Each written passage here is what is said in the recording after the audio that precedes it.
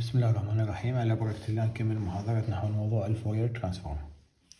طلاب، مثل ما شفنا بالمثال اللي أخذناه، طبعا احنا بعدنا ممكن المثال يعني راح ناخذ كان هذا الفرع بس A، بعدنا عندنا B و C، بس حسب ما شفنا بالمثال صار عندنا بعض الملاحظات. شنو الملاحظات؟ يعني بداية نوتس. أول ملاحظة، صار عندي الفورير ترانسفورم للدلتا تي ناقص تي نوت يساوي، كان عندنا يساوي، كان عندي يساوي اللي هو اكسبوننشال جي اوميجا تي نوت. يعني لازم يصير عندك يصير ببالك بانه الفورير ترانسفورم من الدلتا تي ناقص تي نوت هو اكسبوننشال جي اوميجا تي نوت. هذه اول ملاحظة.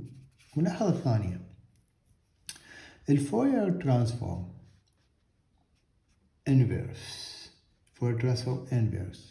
للدلتا اوميجا ناقص اوميجا نوت هو شي يساوي 1/2 باي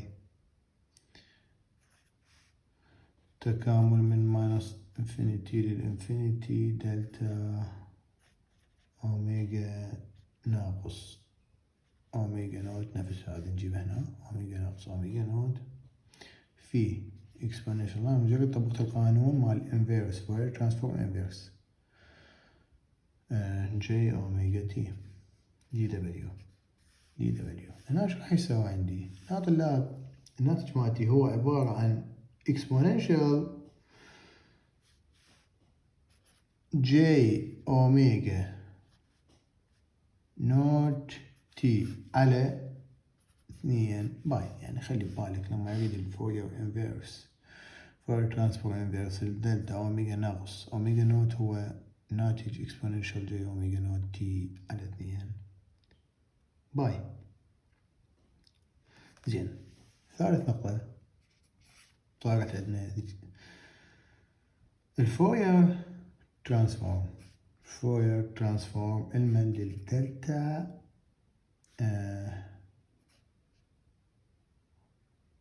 تي دلتا تي. شنو كان ناتج؟ واحد. زين، الفورير ترانسفورم انفيرس للواحد يساوي الدلتا اوف تي. تمام طلاب؟ هذه ملاحظة مهمة، يعني لازم تعرف بأن الواحد نقد الانفيرس هو هذا دلتا اوف تي، وبالنسبة لدلتا اوف تي الفورير ترانسفورم اللي هو واحد يساوي. زين، رابع نقطة أو رابع ملاحظة أو رابع قاعدة تقول عندي التكامل ماينس انفينيتي للانفينيتي للاكسبوننشال جي اوميجا تي دي دبليو شو يساوي 2 باي دلتا اوف تي. زين، ونفس الشيء بالنسبة عندك لل exponential j omega t dt يساوي 2 باي دلتا of omega. هذا عندي طلاب ملاحظات حسب ما شفناها يعني المثال السابق اللي أخذناه. هسه عندي نقطة مهمة جدا راح أسميها 5. هذه النقطة تقول ساين x. قبل لا أكمل،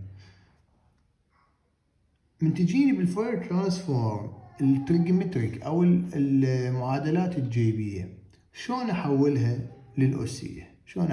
هنا عندي إذا جاني ساين إكس، شلون أحولها لإكسبوننشال؟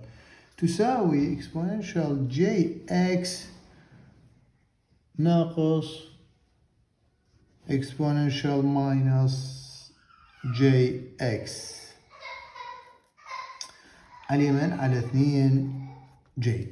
وبالنسبة للكوساين اكس يساوي اكسبوننشال جي اكس ناقص او زائد العفو اكسبوننشال زائد جي اكس على 2 جي العفو على 2. هنا عندك ساين اكس اكسبوننشال جي اكس ناقص اكسبوننشال ناقص جي اكس على 2 جي وكوساين اكس اكسبوننشال جي اكس، مثل ما تلاحظ امامك. يعني هذا تحويل الساين والكوساين للأسي، المعادلة الأسية. هسه راح ناخذ مثال او نكمل المثال اللي بالسابق اللي اخذناه. عندي اذا كان او اذا اجاني الفوير ترانسفورم اللي هسه راح نكتب به، الفوير ترانسفورم المن يريد الاكسبوننشال جي اوميجا نوت تي، جي اوميجا نوت تي. هنا عندي شنو؟ فوير ترانسفورم للجي اوميجا نوت تي تساوي تكامل ناقص انفينيتي للانفينيتي exponential j اوميجا نوت تي. طبعا انا عوضت مباشرة في exponential minus j اوميجا تي، عوضت مباشرة هنا f of t، عوضت مباشرة، تمام، في دي تي، في دي تي. لا ناخذ عامل مشترك minus infinity للانفينيتي، ناخذ عامل مشترك minus j اوميجا ناقص اوميجا نوت في تي دي تي. هنا سوينا طلع بس الماينس جي اخذناه عامل مشترك، تمام، صارت عندي اوميجا ناقص اوميجا نوت تي. يعني هذا هسه اذا ندخل خارج القوس ندخله داخل القوس راح يطلع عندي هذا المعادلات الفوق. يعني مثلا هذا الناقص جي اذا تدخل على اوميجا يصير ناقص جي اوميجا تي، ناقص جي اوميجا، ونفس الشيء بالنسبه للثاني.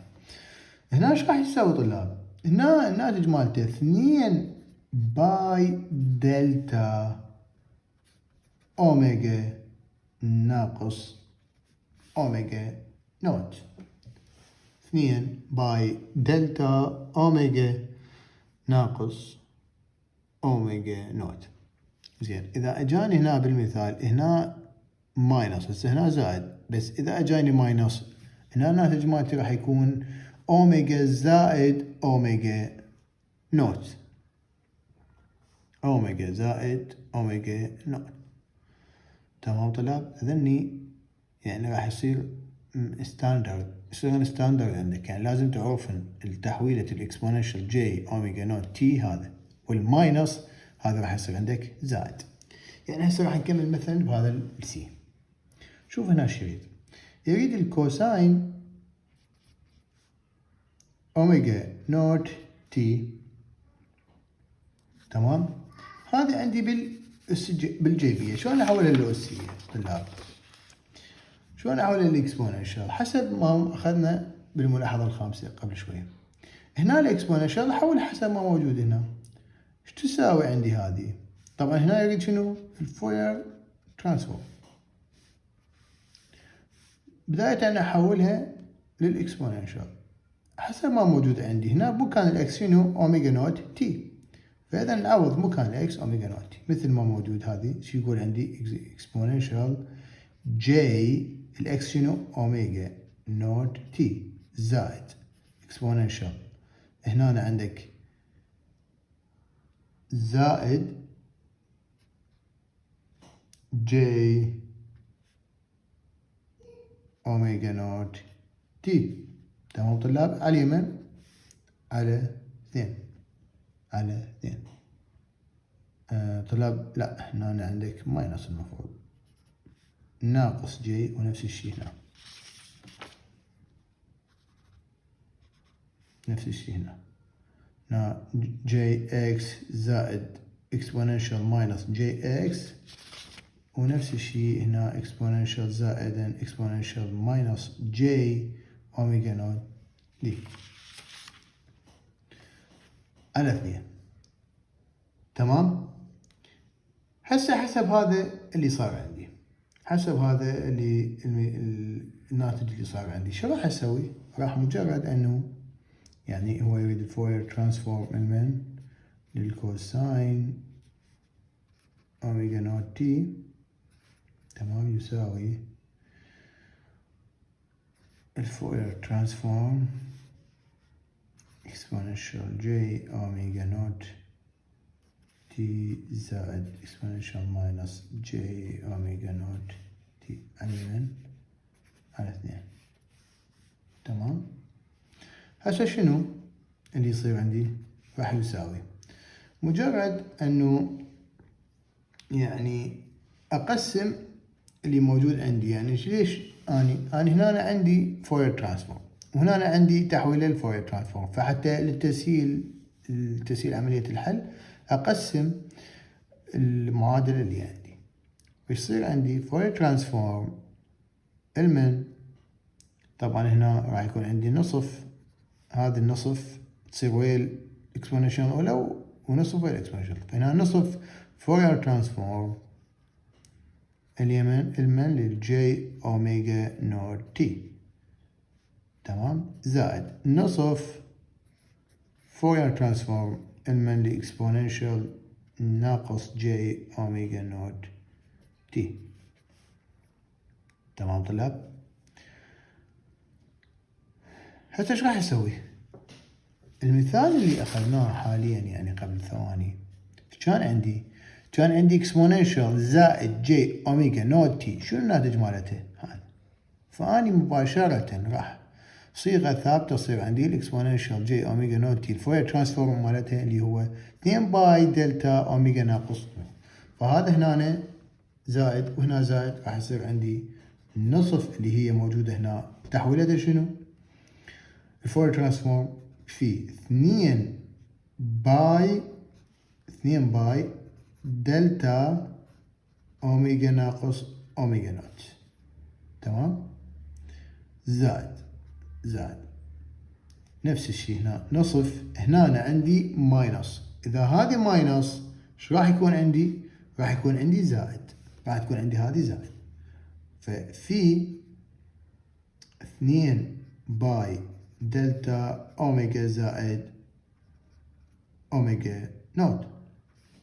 هنا عندي 2 ويا 2 تختصر، هنا 2 ويا 2 تختصر، شوف صار عندي الباي دلتا اوميجا ناقص اوميجا نوت زائد باي دلتا اوميجا زائد اوميجا نوت. تمام طلاب. مجرد انه صار عندي هنا عوضت صار عندي هذا الناتج النهائي. زين انا هنا هسه اذا اريد ارسم هذا الموجود عندي، ف ايش عندي؟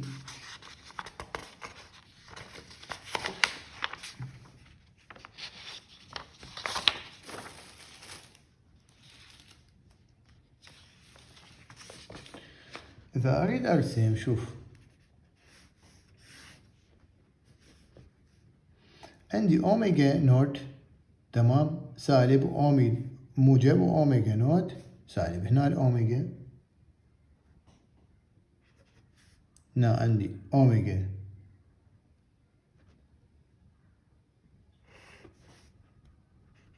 نوت وأوميجا نوت موجب. تمام طلاب.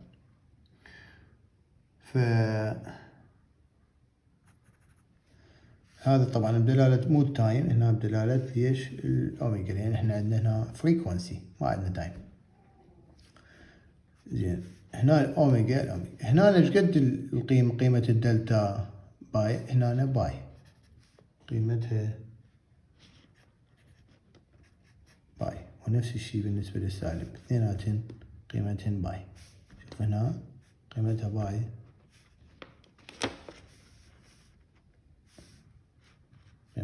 ونفس الشيء بالنسبة للأوميجا نوت موجب الفاليو مالتها باي. هذا رسم مبسط للمثال اللي أخذناه حاليا. هسه حاليا راح ناخذ مثال آخر اللي أخذناه، مثال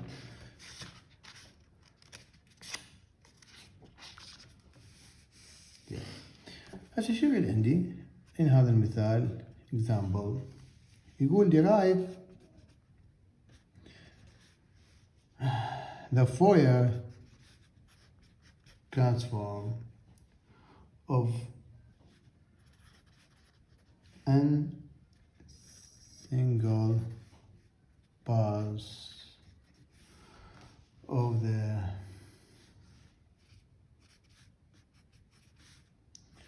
tau and height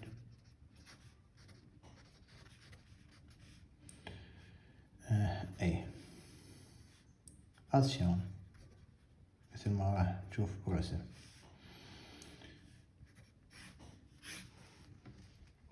ايش عندي؟ هو قال عندي حسب هذا الرسم، يقول عندي هذا العرض مال هذا الرسم اللي موجود تاو، هذا تاو، تمام. الارتفاع شو يقول؟ هايت اي، اذا هذا عندي اي، هذا الفاليو عليه اي. طبعا هنا ما مضبوط الرسم، تمام. هسه شو يريد مني؟ يريد مني الفوير ترانسفورم. طبعا البلز ستاندرد فانكشن، البلز هي ستاندرد فانكشن. فهنا عندك الفوير ترانسفورم شو يقول؟ يقول عندي قانون مالته ماينس انفينيتي للانفينيتي اف اوف تي في اكسبوننشال ماينس جي اوميجا تي دي تي يساوي من عندي التكامل. هو شو يقول؟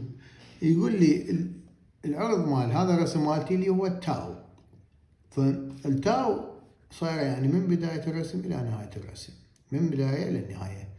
فايش راح يصير عندي هنا؟ إذا هنا راح يصير عندي نصف تاو بالموجب طبعا، وهنا نصف تاو بالسالب، نصف تاو. فالتكامل راح يكون عندي من سالب تاو على 2 إلى زائد تاو على 2. تاو على 2 زائد تاو على 2. زين، قيمة الاف اوف تي ايش قد؟ اي، هو معطينا الارتفاع الفاليو هنا اي عندك، هنا نعوض اي في اكسبوننشال ماينس جي اوميجا تي دي تي. زين، هنا شو راح يصير عندي؟ يساوي الاي هي اصلا يعني ثابت، فيطلع عندي خارج التكامل الاي ثابت. هنا هذا شلون نكاملها الاكسبوننشال؟ شلون نكاملها؟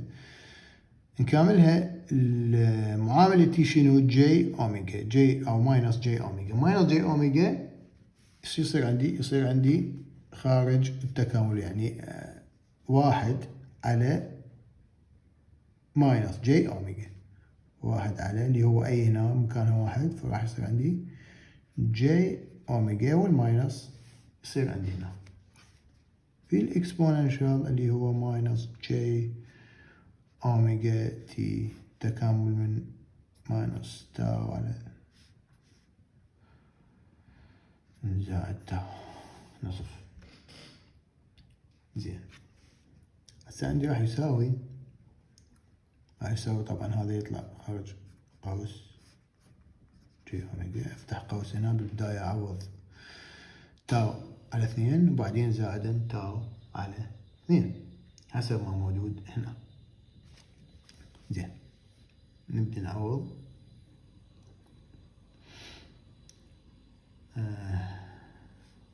شو راح يصير عندي؟ راح يصير عندي exponential minus j اوميجا تاو على 2 minus exponential زائد، باعتبار انه هذا سالب تاو على 2 ويا السالب شو راح يصير عندي؟ راح يصير عندي موجب، اذا هذا زائد جي اوميجا تاو على 2، اوميجا تاو على 2. تمام. اريد احل هذا، شو راح اسوي؟ اريد ابسطه. فمن اجل عملية التبسيط ايش راح اسوي؟ راح يساوي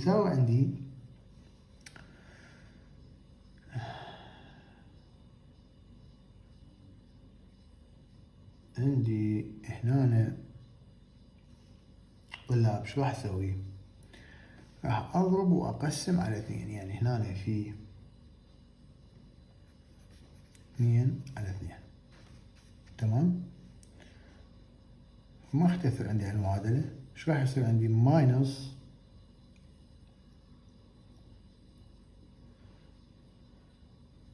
او هذا الماينس كذلك ادخل، او قبلها بالبداية ماينس 2 اي على شنو؟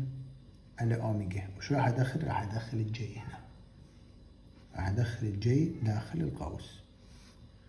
هنا جي، هنا اكسبوننشال ماينس جي اوميجا تاو على 2 ماينس زائد تاو على 2. هنا عندي دخلت 2 على 2، ما أثر عندي على المعادلة. طبعا هنا 2، هنا 2، فما أثر عندي. شوف هنا صار عندي 2 وهنا صار عندي 2. هنا ممكن أن تستخرج هنا يعني 2 ويا 2 ما تأثر عندك على المعادلة. تمام. هسه عندي شو راح اسوي؟ راح اسوي عندك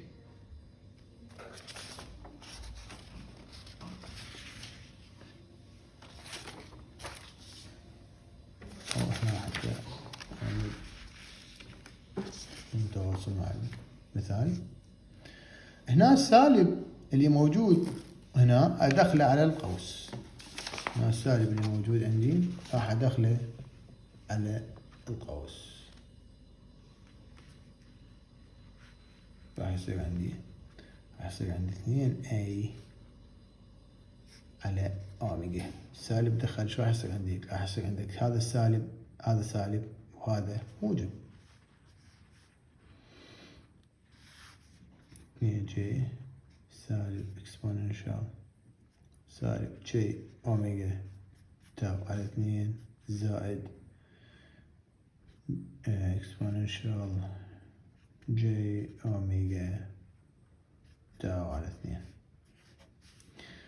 هنا يعني الزائد والناقص نقدر نقدم بيناتهم، ما راح يأثر عندي. ايش راح يساوي عندي؟ راح يساوي 2A على اوميجا 2J. نعم هذا الزائد راح يصير جي اوميجا تاو على 2 ماينس اكسبوننشال ماينس جي تاو على 2. هذا اللي صار عندي هسه حاليا. أنا هذا صار لي ساعة حتى أوصل ليا نقطة، حتى أوصل للملاحظة اللي قبل شوية أخذناها. شو تقول هاي الملاحظة؟ كانت تقول عندي هذا من أريد أحوله لشنو؟ لتريجومتريك، والجيبية كذلك من أريد أحولها للأسية. شلون يصير عندي الدالة الجيبية من أريد أحولها للأسية، والعكس بيناتهم. فهنا شوف هنا الساين شو تساوي؟ مشابهة لهذا. تمام طلاب؟ إذن 2A يساوي 2A على أوميجا. هذا هو عبارة عن ساين، هو عبارة عن ساين تاو أوميجا تاو على 2 حسب القاعدة اللي عندنا هنا. حسب القاعدة هنا الإكس شو بمكانها؟ كان بمكانها أوميجا تاو على 2. تمام طلاب؟ هسه أريد أبسط بعد، يعني ورا ما وصلت هاي النتيجة أريد أبسط حتى يعني يسهل عندي الحل. شو راح أسوي؟ راح أضرب وأقسم على تاو. اضرب تاو واقسم على تاو. ايش راح يكون عندي الناتج؟ راح يكون عندي 2 اي تاو على اوميجا تاو نافي ساين اوميجا تاو على 2 ساين تاو على 2. وراح يساوي عندي هنا لاحظ اي تاو في شنو؟ في ساين اوميجا تاو على 2. هنا 2 المقام طبعا هنا مقام بسط، فهنا ايش راح يصير عندي؟ اوميجا تاو على 2. مجرد انه حولنا هذه 2 جبناها هنا، تمام؟ ما راح يأثر عندي على هذا. زين، هسه بوع لي هنا، بوع هنا صار عندك هذا ساين اوميجا تاو على 2 على اوميجا تاو على 2. هذا ما يذكركم شيء ماخذي؟ هذا صار عندي دالة السينج السيجنالز، بإشارات السيجنالز هذه راح تصير عندي دالة سينج. فايش راح يصير عندي؟ راح يساوي A تاو سينج اوميجا تاو على 2. تمام؟ هذا اخر شيء وصلنا بعد اختصارات للحل، وصلنا لهذا الناتج النهائي، وصلنا لهذا الناتج. هسه أنا إذا أريد أبدي أرسم، طبعا دالة السينج هو رسم مالتها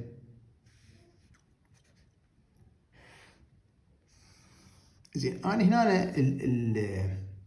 يعني راح أفترض الأي، راح أفترض سبوس الأي إحنا قلنا ثابتة قيمتها يعني حسب الرسم. صار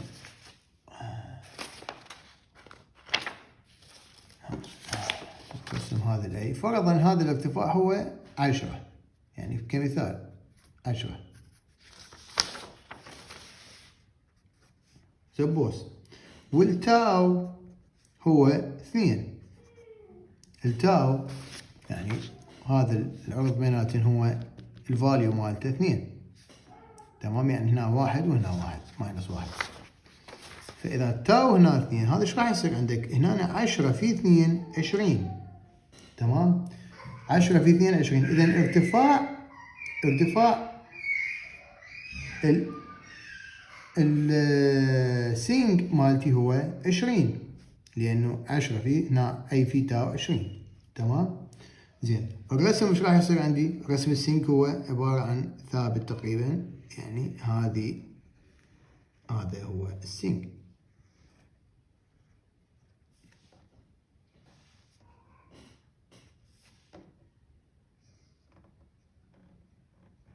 تمام؟ هنا عندي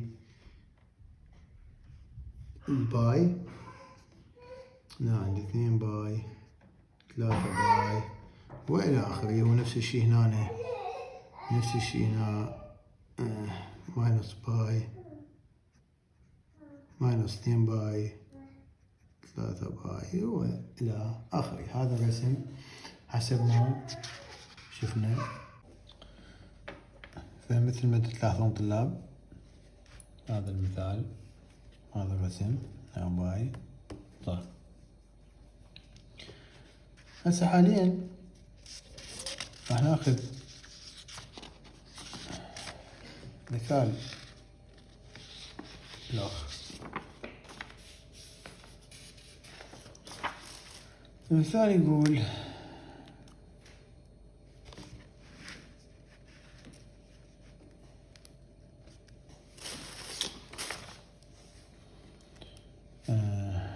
example، يقول determine example 3 هذا أعتقد. determine the Fourier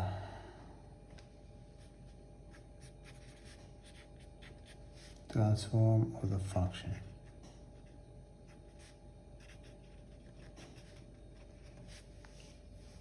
الفانكشن شنو؟ هذا الرسم هنا 1. تمام طلاب. هنا للإنفينيتي هذه الفاليو إلها هي exponential ناقص a t. هنا إذا هو قد يعطيني المثال هو بطريقة رسم أو قد يعطيني صيغة ال f of t يقول لي تساوي، وأني بواحد المفروض أعرف يعني صيغة ال f of t هو تساوي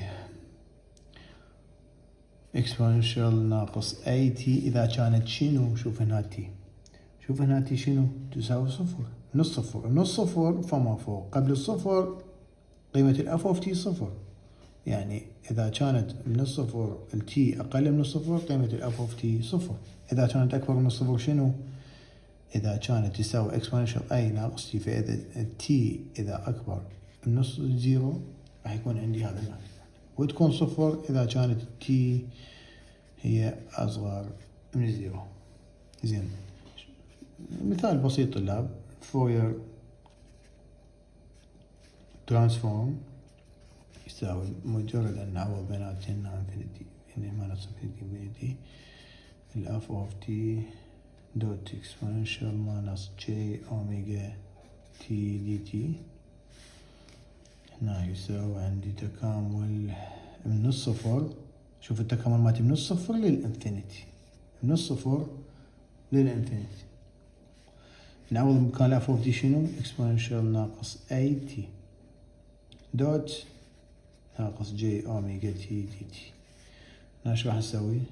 مجرد أن نستخرج عامل مشترك صفر للانفينيتي، عامل مشترك شنو؟ exponential ماينس a زائد j أوميجا t في dt. هنا نبدأ نعوض، شو راح يكون عندي؟ يعني بعد التكامل exponential ناقص a زائد j أوميجا هو يصير عندي بالبسط الأس للإكسبوننشال اللي هو ماينس a زائد j أوميجا، تمام، في إكسبوننشال ماينس a زائد j أوميجا t، تكامل مالتي من الصفر للإنفينيتي. هنا طلاب بداية نعوض الإنفينيتي، إنفينيتي نعوضها بمكان t أي قيمة، أي فاليو الأس مالته انفينيتي ايش قد يكون؟ يكون صفر، فراح يكون عندي صفر باعتبار انه هذا صفر في هذه الفاليو راح يصير عندي صفر ناقص هسه نعوض زيرو نعوضها مكان تي، ايش راح يكون عندي؟ اي قيمة الأس مالتها صفر شنو؟ واحد، فإذا ناقص وهذا راح يصير واحد، تمام، ناقص واحد أي زائد جي أوميجا، الناتج مالتي النهائي ناقص ولا ناقص زائد، راح يكون عندي واحد على أي زائد جي أوميجا حسب هذا المثال.